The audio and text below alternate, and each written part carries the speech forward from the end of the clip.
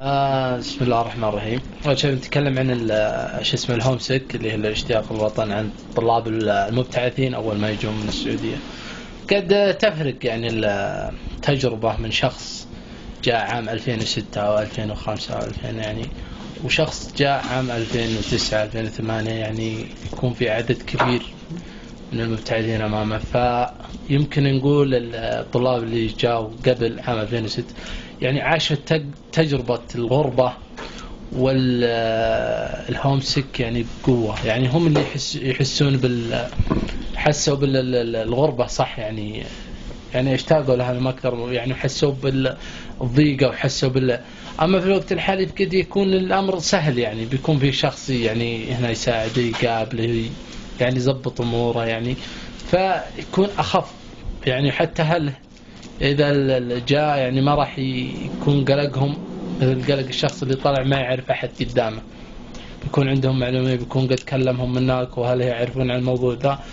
فيعني هي لابد أن كل شخص يعني يشتاق لوطنه ولأهله، خاصة تفرق مع شخص لشخص. يعني في شخص اجتماعي، في شخص انحيازي، في شخص يعني عنده حاجات خاصة.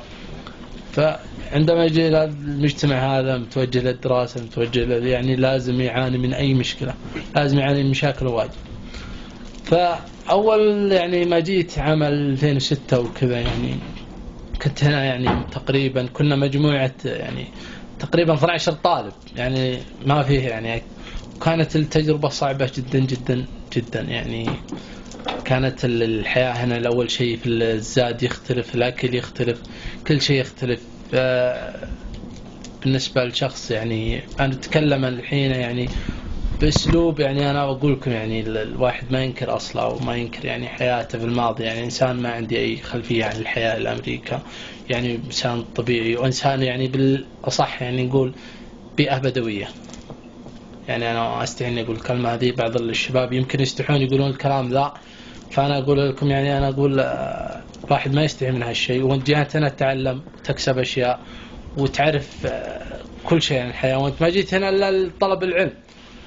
فجيت من بيئة بدوية يعني ما أعرف، متعقد، ما أعرف إنجليزي، ما عندي أي شيء، ما في أي يعني معلومة، فصعبة يعني. حتى الكلام يعني أول ما تجي راح تصاد في كل شيء صعوبة، في مقالب وفي يعني في أكشن يصير، وفي يعني المواقف الظريفة. ما منها واحد المواقف الظريفة أول ما وصلت يعني اللي هو الدشوشر. يعني يمكن فيه الناس يعني في ناس مثلي الحين يسمعون الدشوشر وما يعرفونها، أنا ما كنت أعرف طبعا، ما هذا الشيء أول مرة يعني. فأول ما جيت وسكنت في الدور من اللي سكن الجامعة، قالوا لي الشباب، كان معي واحد من الشباب قابلت تصادف بعد فترة معه، قال أول ما استجاب قال في عندك غسالة في السكن مدري ايش وكذا. قلت اوكي. طبعا غرفتي ومعي مطبخ ومعي 3 روميتات، طبعا كانوا امريكان هذيك الفترة يعني. انا يعني ما ادري وين المغاسل، فالدشواشر تشوفه في المطبخ انا ما اعرف وشو طبعا. فعنده توسخت الملابس وكذا، وجيت بغسلها، فرحت ادور غسالة في المطبخ، شفت الدشواشر، قلت بس وكاد انها هذه ما فيها كلام، هذه حقة غسيل الملابس. المهم واروح واجيب الصابون واجي وافتح الدشواشر والاقي فيه رفين. يا ولد وش السالفة الرفين ذي الحين؟ ما أول مرة تتعرض عليها الغسالة، خاب الغسالات السعودية أبو عمود ذيك اللي تفر وخلاص انت هذا. ايوه شوف الطبقين ذي، قلت يا ولد والله حلوة، تصدق شكل واحد للفنايل واحد للسراويل. قلت الوضع اوكي يعني ما مش. وبعدين قلت صفطها وحطها تطلع لك مكوية ابد، ما يعتاز انك تكوي، بس طلعها معك. المهم اخذت الملابس صفطتها كل في الرفين فوق وتحت. جيت النقطة محيرة الحين، وين احط الصابون؟ اركبه عليها صبه ايش اسوي بمال؟ المهم اروح الروميتي الاخوي الامريكي ذا، ادق عليه الباب واناديه، طبعا ما ادري ايش اقول، واقول له انا معي الصابون والدش واشر مسك، واقول له this الامريكي تجاهه ما ادري. قال شكل اني حاطين صحون بالغساله واخذ الصابون حق الغساله بيحطه. يوم انه يفتح الغساله يلاقي الملابس. الامريكي ما منظف كان قاعد يضحك العنبوذه وش فيه ايش بلا. انا يعني تجمدت من الصدمه يعني انا ما ادري ايش سالفته ذا الحين يضحك ذا. الحين ما اللي بيعلمني وش السالفه انا ابغى من يترجم لي وش العلم يعني مش الحين انا ابتلشت وش اسوي. الوكاد اني ما دريت. انا كنت اقول انه يبيني يعني مثلا اعلقها في الجنب بالدشوشر يعني انا كنت اعتقد ان في خطا في التصفيط او شيء فكانت يعني صعبه يعني ولا افهم انجليزي يعني ما اعرف شيء. المهم انه قام يصيح خويه الثاني الامريكي خويه اثنين ويصيح ويدعم ويجون يناظرون ويموتون علي من الضحك. انا ابوكم ايش فيكم انا الحين بفهم السالفه ما عاد فهمت ما عاد عرفت شيء. المهم واخذ شوي المهم انهم ضحكوا ماتوا على من الضحك قاموا كلهم يسولفون مع الثاني ما ادري وش يقولون. انا في ذا الحاله ما دريت ايش السالفه انا يعني قلت انهم يضحكون علي ابني صفطان اذر السالفه ما بحول العلم ذا اضر الدش شوي شرب الصحون والغسالات برا. المهم شلوا الملابس حقتي وخذوا الصابون وقال الحق ومشيت معهم ورحنا للكوميونتي سنتر ونحصل فيه المغاسل والنشاطات. الوكاد اني فهمت السالفه دريت الحين اني جاي بالعيد يا ولد المهم اني اشتحيت شوي كذا ما ايش السالفه يعني الواحد يعني كذا يحس انه بليد ولكن هذه تجربه في العمر ويعني موقف حلو تعلمنا منها والله حط الملابس ايش. المهم ارجع الشقه ابغى اعرف ايش السالفه ابغى اعرف وش سالفه الدشواشر ذا. فادعي الامريكي واقول له واتس ذس كنت اعرفها واتس ذس هذا احسن ما فيني. المهم كان ما درك يفهمني قرقر علي ما درك اقول له نو طيب ما ادري هو يفهم اني ما فاهم شيء نو ايش يعني نو المهم ان بطيت كبده على قول بطيت كبده. المهم مسك الصحون ورصها لي قال هذه مثل ما يقول هذه يا حمار اللي فعرف. المهم اني فهمت ايش اسمه ذا السالفه في الدشواشر التطور والحركات وكذا.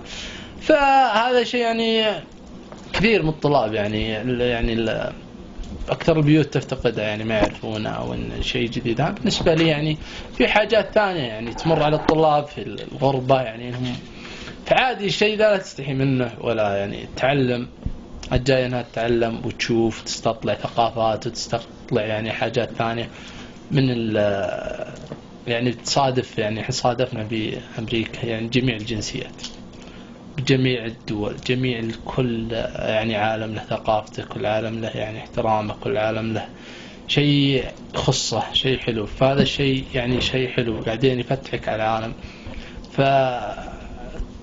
فالتطور يعني ما يكون أهم شيء في الحياة يعني أهم شيء في الحياة أنك تكون الثقافة. طيب تفتخر انك انت بدوي والله مثل بعض البداوي اللي يقولون هم ما هم بدو؟